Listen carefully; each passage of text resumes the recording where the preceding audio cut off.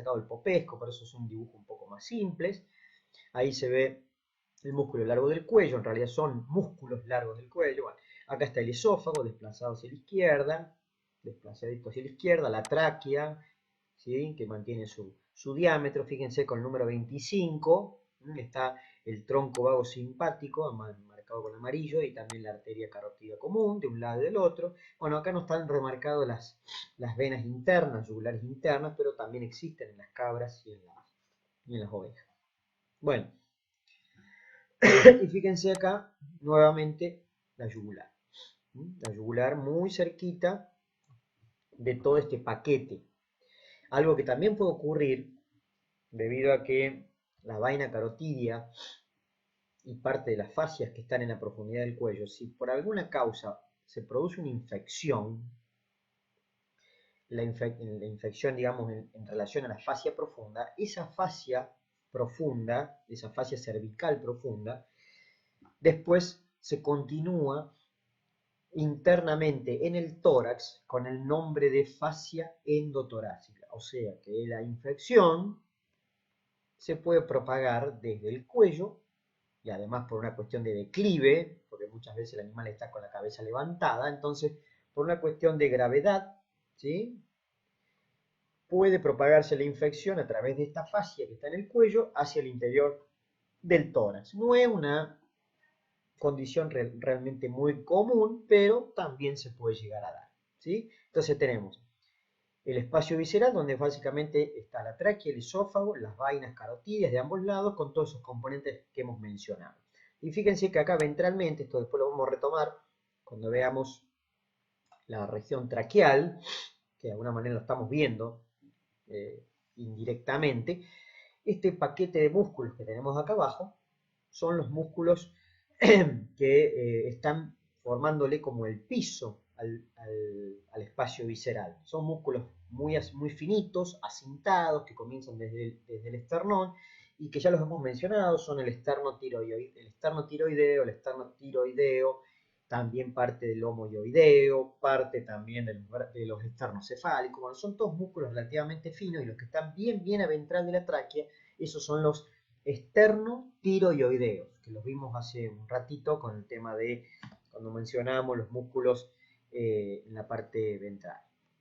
Bueno, esto es lo que estábamos mencionando hace un rato también, formando parte del espacio visceral y en determinado momento de vida del animal, sobre todo en algunas especies, en lo que es en rumiantes y en el cerdo, vamos a tener el timo. El timo acá vamos a marcar en la imagen superior la parte torácica, o también le suelen decir la parte cardíaca del timo, porque está delante del corazón. Esto es el corazón que tenemos acá, y acá está el timo torácico, y fíjense que después se continúa con el timo cervical, que es muy grande, tanto en los rumiantes jóvenes como también en el cerdo. Bueno, después tenemos, lógicamente con la edad, esta glándula se va atrofiando, este órgano linfoide, sobre todo la primera parte que se atrofia es la parte cervical, y después queda durante un tiempo más la parte torácica hasta que involuciona completamente y queda un tejido graso a funcionar. Fíjense también la glándula tiroides, una glándula muy importante, que es una glándula bilobulada. Vamos a observar una parte de un lado, otra parte del otro. En algunas especies se puede palpar, sobre todo en el caballo, por debajo del esternocefálico, en la terminación del esternocefálico, vamos a poder ubicar la glándula tiroides, por lo menos algunos de los lóbulos. Bueno, y acá para mostrar un poquito de nuevo toda esta relación. La vena yugular externa, recuerden ustedes que no hay yugular interno en el caballo, ¿sí? Las dos ramas que confluyen para formar la yugular, que es la maxilar por un lado y la linguofacial por otro, que confluyen. Ahí estamos viendo el músculo esternocefálico, que es el que después se va a continuar hasta la mandíbula, donde ahí se nota un pedacito del tendón del esternocefálico. el tendón del esternocefálico, y allá abajo la tráquea. Y estos son los músculos que yo les mencionaba, que son realmente muy fáciles de movilizar, de desplazar para poder ubicar rápidamente la tráquea que está por debajo. Generalmente estos músculos son tan finitos que nos dejan palpar la tráquea sin problema. Bien, acá más o menos la misma imagen, no vamos a entrar mucho en detalle porque es básicamente lo mismo, nada más que está sacado de otro ángulo, pero nos vamos a ir un poquito más a la profundidad del espacio visceral del cuello, donde ahí están marcados algunas estructuras que hemos mencionado. Bueno, acá hay una que no, creo que la dijimos hace un tiempito, pero hay una estructura que es de tipo linfática, que está de alguna manera acompañando también el recorrido de la tráquea. Hay un conducto generalmente al lado izquierdo y uno derecho, son conductos traqueales, y que en este caso, por una casualidad creo yo, quedó con contenido, quedó con linfa, y por el efecto del formol se observa con estas características, pero si no, generalmente los conductos linfáticos son realmente muy difíciles de identificar en la disección. Para ello hay que hacer algunas técnicas particulares, hay que inyectarle determinados colorantes, porque si no, generalmente los vasos linfáticos, no los nódulos, los vasos linfáticos, generalmente no se alcanzan a ver a simple vista. Bueno, pero de todas maneras se dio la casualidad que en este caso sí se ve, y es también para tener en cuenta que existen unas estructuras linfáticas, además de los nódulos linfáticos cervicales profundos, hay conductos que van acompañando la tráquea. ¿Sí? En este caso estamos hablando del conducto linfático traqueal del lado izquierdo. Fíjense que está bien pegadito a la tráquea. Bueno, acá tenemos parte de la fascia superficial. Estos son los músculos que estábamos mencionando, los esternotiroideos. Acuérdense que son esternotiroideos y esternoioideo, pero como están tan pegados, se los menciona como esternotiroideo. Entonces, de esa manera combinamos los nombres, ya que van a insertarse en lugares muy cercanos, y comienzan los cuatro músculos comienzan del mismo lugar, desde el manubrio del esternón. Bueno, ahí nuevamente marcado el conducto linfático, que fue un hallazgo realmente accidental, porque la idea generalmente no lo vamos a encontrar, pero ahí se nota perfectamente ese conducto que tiene un calibre considerable, ya que había quedado con bastante linfa en su interior. Bien, esta es una de unas estructuras importantes. El conducto linfático, no digamos que no, pero en este caso la arteria le quita un poco de protagonismo, ya que es un vaso realmente considerable en muchas especies, y sobre todo en el caballo, en el bovino, una arteria de calibre considerable. Y fíjense que, más allá que está traída como hacia la superficie por la pinza, está muy cerca, de alguna manera, a la yugular. Fíjense ahí, la yugular tiene un hematoma, tiene un coágulo en su interior, y ahí está marcadita la carótida de este lado, la carótida común, ¿sí?, del lado izquierdo. Está muy cerquita. En este caso, la vaina carotidia, ese estuche de tejido fibroso, esa fascia profunda en forma de estuche, se ha roto a propósito para poder observar internamente todos estos elementos que están incluidos en el interior de la vaina carotidia. Bueno, ahí está lo que mencionamos hace un rato. El tronco vago simpático, fíjense que está posicionado como a dorsal de la arteria, que está con el número 4, y a ventral está el nervio laríngeo recurrente. Algo que también puede ocurrir cuando uno hace una mala inyección, y sobre todo se le escapa o se le sale fuera de la vena algunos medicamentos que son muy irritantes, podemos llegar a provocar una neuritis en los nervios laringeos recurrentes. Y les dejo como deber qué puede llegar a pasar si hay una neuropatía, una inflamación, aunque sea transitoria, que dura algunos días. ¿Qué puede pasar si yo inflamo debido a que se me escapó parte del medicamento que debería ir dentro de la vena, se me salió de la vena y está ubicado en el espacio visceral, inflamando sobre todo, por ejemplo, este nervio laringio recurrente? ¿Qué podemos esperar a lo mejor en un caballo que ocurra posteriormente a una neuritis de tipo inflamatoria? Idiopática no, sería de tipo bueno, provocada por el profesional. No me sale en este en un momento el nombre de lo que quería decir, pero de alguna manera causada ya sea por nosotros o por el operario o por alguna persona que no es idónea y no conoce de estas cuestiones. Por eso un poco la idea de que ustedes tengan la teoría para el día de mañana, hacer la práctica de mejor manera. Conocer qué es lo que hay ahí cerquita de las venas yugulares, qué hay en contacto con la carótida. Bueno, todo eso es sumamente importante saber que existe. Así que les dejo de tarea qué es lo que puede pasar si hay una neuritis, una neuropatía del nervio laringio recurrente posterior a una mala inyección endovenosa. Bueno, ahí simplemente para que se vea, porque ya está más en la profundidad, el esófago, que está agarrado también con la pinza, sujetado por la pinza para que se vea, y nuevamente todos los otros componentes, el tronco vago simpático, que es la carótida común, ¿sí? el nervio laringio recurrente, bueno, ahí está el tronco linfático traqueal, bueno, todas las estructuras que hemos mencionado recién, y sin olvidarnos de la yugular, que no está dentro del espacio visceral, no está envuelta por esa fascia ni por esa vaina carotidia, pero está muy cerquita. Ese es el concepto que tiene que quedar. Está muy cerca todas estas estructuras de la vena yugular.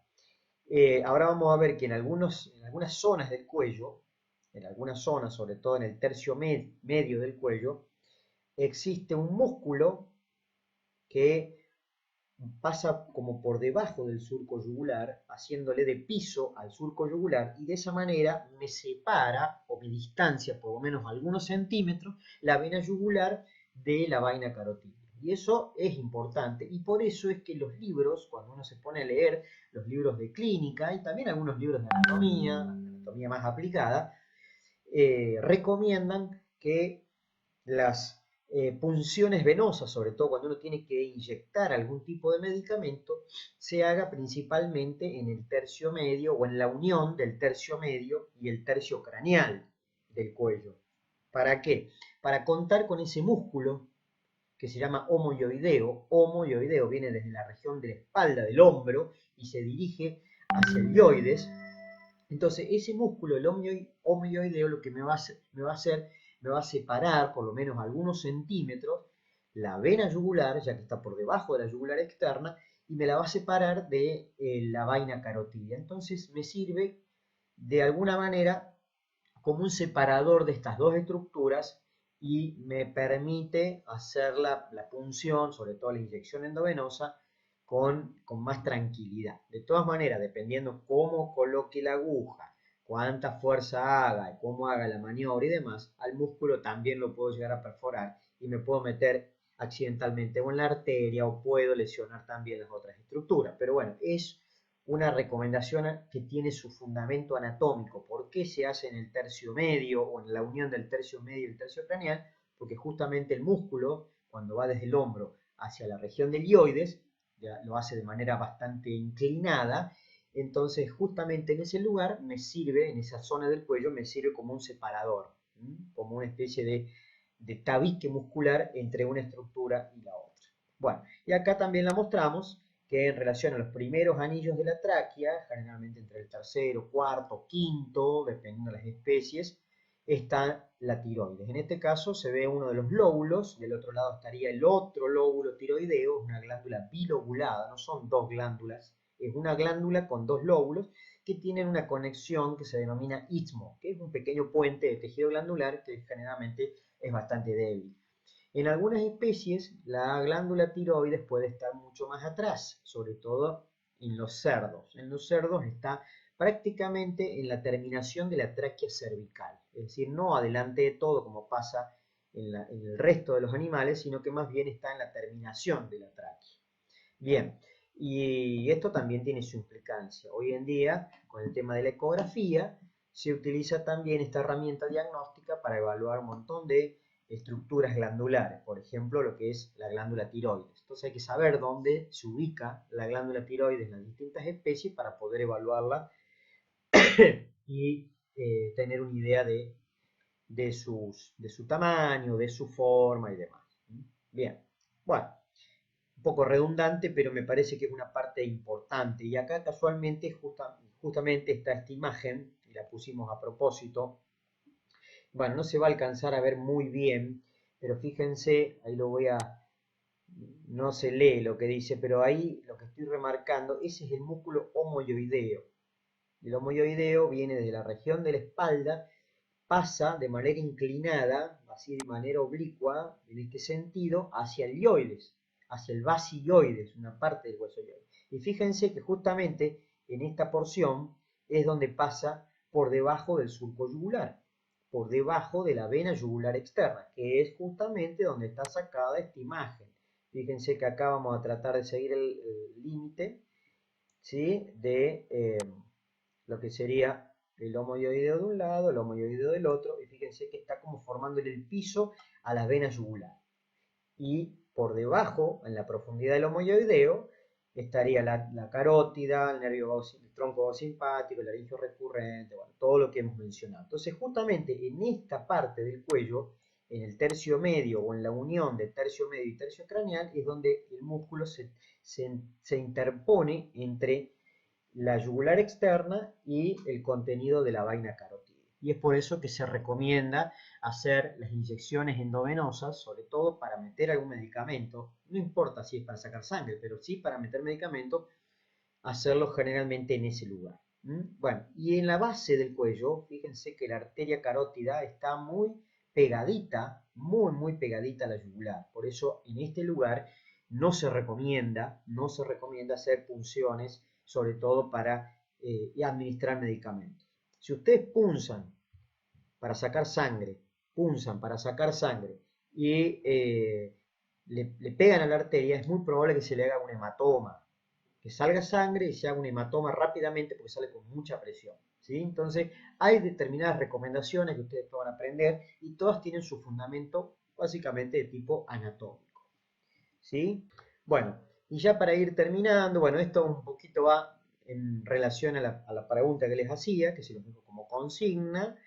¿Qué puede llegar a pasar si uno lesiona accidentalmente con un medicamento irritante que tenga un pH muy bajo, que inflame? Si se nos sale de la vena y podemos inflamar algunas de estas estructuras nerviosas, sobre todo el tronco, laringio recurrente, cualquiera de los dos, dependiendo qué vena estemos utilizando para hacer la inyección endovenosa, qué es lo que puede pasar con el funcionamiento de la laringe. Traten de buscar esa información a ver qué es lo que puede pasar. Bien, y esto para más o menos ir terminando y redondeando. Recuerdan ustedes que mencionamos que dentro de la vaina carotidia, en la región del cuello, uno de los componentes nerviosos importantes es el tronco vago simpático. ¿Sí? El tronco vago simpático. Se llama así porque hay una combinación del vago, que es un nervio que tiene fibras de tipo parasimpáticas, junto con otros nervios más, el tercero, que es el oculomotor, el facial, que también tiene componentes parasimpáticos, el glosofaringio, que es el número 9, y el vago, que es el último de los nervios craneanos que tiene componente parasimpático. Después los otros nervios no tienen estas fibras en su composición.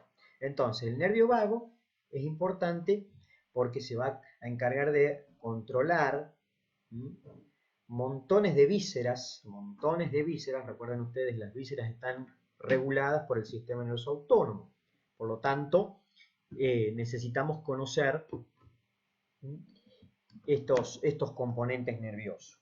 Entonces, el vago, que comienza desde la médula oblonga, sale del cráneo por un agujero particular que se llama foramen yugular, un agujero que está en la base del cráneo, y En ese momento se ramifica, da nervios hacia la laringe, da nervios el laringio craneal, bueno, da otros nervios más. Acá es donde establece contacto estrecho en el caso del caballo con la bolsa gutural, cuando está bajando desde el cráneo hacia la región cervical, ahí es donde toca el compartimiento medial de la bolsa gutural y inmediatamente se dirige dentro de la vaina carotidia hacia el tórax. En ese recorrido cervical va aportando ramas para controlar lógicamente el esófago, el músculo esofágico, la tráquea, bueno, también aporta inervación a la mucosa, es decir, es un nervio sumamente importante. Acá está marcado solamente el nervio vago izquierdo, pero recuerden que hay de otro lado. Son nervios pares. Este nervio, el nervio vago, se va a meter al tórax, ¿sí? Se va a meter al interior del tórax por la abertura craneal y se va a acomodar en compañía del esófago, donde se ramifica, donde después va a pasar al diafragma. El diafragma acá está dibujado en línea de puntos, no se ve muy bien. Bueno, acá está la línea de puntos que trato de remarcar. Ahí está la abertura esofágica, el hiato esofágico, donde va a pasar el esófago acompañado, por unas ramas del vago. Esto después lo vamos a explicar cuando estemos en la región del tórax, vamos a explicar esta ramificación que realizan los dos vagos, tanto el izquierdo como el derecho. Entonces, de esa manera el vago va haciendo este recorrido desde la región de la cabeza, se mete en el cuello, inerva todas las vísceras que hay en el cuello, se mete al tórax, inerva todas las vísceras que están en el tórax, pasa del otro lado del abdomen donde se ramifica y tiene una distribución muy amplia, muy difusa, de ahí el nombre de nervio vago, porque anda por distintos lugares, muy difuso, no se sabe muy bien hasta dónde llegan sus ramas terminales, pero se supone que llegan hasta básicamente el colon, ¿sí? El colon transverso, colon descendente, inclusive llegan ramas, fíjense, hasta las gónadas, ¿sí? Tanto testículos como ovarios. Entonces, este nervio es realmente el nervio vago, los nervios vagos, que son los número 10, realmente son muy importantes para el control autónomo, la parte parasimpática, el control autónomo de las vísceras. Por otro lado, el simpático se va a acoplar en su recorrido cervical, se va a acoplar al vago en su recorrido cervical. Acá está dibujado de color violeta o medio azulado. Bueno, este tronco que estamos tratando de marcar acá en el cuello, este tronco que viene acá es el tronco simpático, en realidad viene desde el interior del tórax y a este nivel se acopla con el vago va desde la cabeza hacia el tórax y el simpático hacia el revés, va desde el tórax hacia la cabeza. Los dos van envueltos en la misma vaina, es decir, hay una envoltura nerviosa que se llama perineuro que envuelve los dos cordones nerviosos, pero la información va en sentido opuesto, son dos troncos nerviosos, dos cordones nerviosos que van en sentido contrario. La información del vago va desde la cabeza hacia el tronco del animal y el simpático al revés, desde el tórax, desde el tronco del animal hacia la cabeza. ¿Por qué? Porque en la cabeza también hay un montón de vísceras que necesitan también el control simpático. Después cuando veamos un poquito más en detalle la porción torácica de esta porción autónoma, vamos a retomar esas cuestiones. Pero en definitiva, en el cuello, en la región cervical, están los dos componentes estrechamente pegados. El vago, que va de la cabeza al tronco, y el simpático, que va del tronco a la cabeza. Son los dos componentes del sistema autónomo, ¿sí? Los dos son componentes del autónomo. El vago representando al parasimpático y en este caso la otra parte, que es el tronco simpático, que es el que se encarga de controlar de manera, podríamos decir, inversa a todo lo que hace el vago. Es decir, lo que estimula uno, el otro lo deprime. Eso lo van a estudiar bien en fisiología, pero eso es un poco la idea. ¿Por qué se llama tronco vago simpático? y eso solamente lo vamos a encontrar en el cuello, el tronco vago simpático, porque es en el único lugar donde los dos componentes están estrechamente pegados, ¿sí? Pegados entre sí, se pueden diferenciar con una disección muy minuciosa, pero en definitiva lo importante es saber que en ese cordón nervioso hay fibras del vago que van en un sentido y fibras del simpático que van en otro sentido. Eso es bastante, parece bastante complejo ahora y hay muchos esquemas, pero realmente son difíciles por ahí de comprender, pero es así como se denomina, tronco vago simpático. ¿Sí? Es un cordón nervioso que tiene los dos componentes, el vago por un lado y el simpático por otro, y que van en distinta dirección la información. Bien, y ya para terminar, en la parte más ventral, en la porción bien ventral de esta región, es donde vamos a encontrar lo que sería la región del esternocefálico, donde básicamente la importancia que tiene es por la formación del surco yugular, estos músculos que forman como una V corta entre un lado y el otro, y entre medio de los bráqueos de los esternocefálicos se van a ubicar, y están tapados en su origen, los esternoioideos y los esternos tiroideos. Acá está marcado el esternoioideo, pero en definitiva, más hacia craneal se pueden observar también los esternos tiroideos, que son los músculos que están en estrecho contacto con la tráquea. ¿Sí? A través de estos músculos que son realmente muy finitos, de poco espesor, uno puede palpar y sentir los anillos traqueales.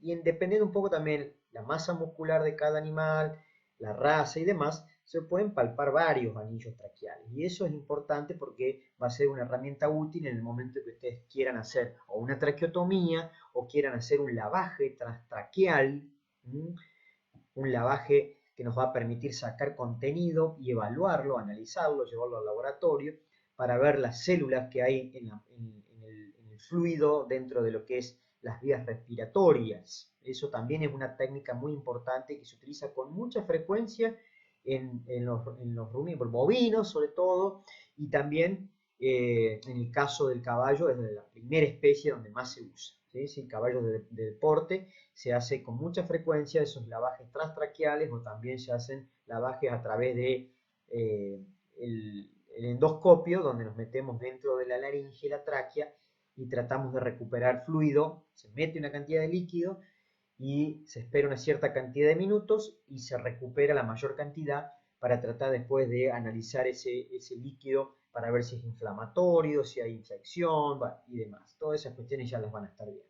Y esto es un poco la maniobra que parece bastante simple, no es una maniobra compleja de hacer, lo único que tener un poco de conocimiento anatómico, saber dónde vamos a ubicar y qué estructuras vamos a tener que ir cortando, separando. Fíjense que se hace anestesia local, bueno, no está hecho acá, pero se hace anestesia local, se palpa la tráquea, después se hace anestesia local, se rasura, se hacen cortes en la piel, en la fascia, se separa básicamente con tijera o con los dedos, y se identifican rápidamente los anillos traqueales, y ahí se hace una abertura en el músculo, se separan los músculos del músculo traqueal, perdón, el músculo traqueal no, se separan entre los anillos traqueales, o se puede inclusive hasta sacar parte de un anillo traqueal, ¿sí? Parte de uno o más de uno, dependiendo de la técnica que usemos. Entonces de esa manera uno puede meter este tubo traqueal para que el animal empiece a respirar por acá. Y se hace en determinadas situaciones, en determinadas patologías, cuando hay compromiso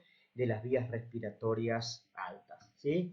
Bueno, y algo que medio que pasé de largo, pero era la región de la laringe. La región de la laringe está por delante de la región traqueal. Recuerden ustedes que hay algunas estructuras que se palpan en la laringe, sobre todo lo que es el cartílago tiroides. También se pueden palpar en el caso del caballo y con cierta experiencia los procesos musculares de los aritenoides. Hoy en día también se evalúa muchísimo la laringe, no solamente con la endoscopía, sino que también hoy en día se evalúa con ecografía. Es decir, la ecografía se ha metido por todos lados, no solamente en la parte de tendones, que creo que fue lo primero, sino que hoy en día se utiliza para evaluar numerosísimas estructuras anatómicas, no solamente cuestiones del aparato locomotor. Se utiliza para la parte reproductiva, para la evaluación de, el intestino, para lo que es vías urinarias. Bueno, ahora estamos mostrando que se utiliza también para las vías respiratorias, bolsas guturales, bueno, de todo. En realidad, dependiendo de la especie, se puede aprovechar con mayor o menor eficacia esta herramienta, pero necesitamos conocer realmente mucho de la cuestión anatómica para poder interpretar la anatomía y interpretar las imágenes, ¿no es cierto? Bueno, eh, espero que más o menos haya quedado claro. La idea sería ya una vez terminado esta cuestión, un poquito empezar con la cuestión de tórax, que calculo que lo vamos a hacer este viernes, ¿sí? Bien, nos estamos viendo. Adiós.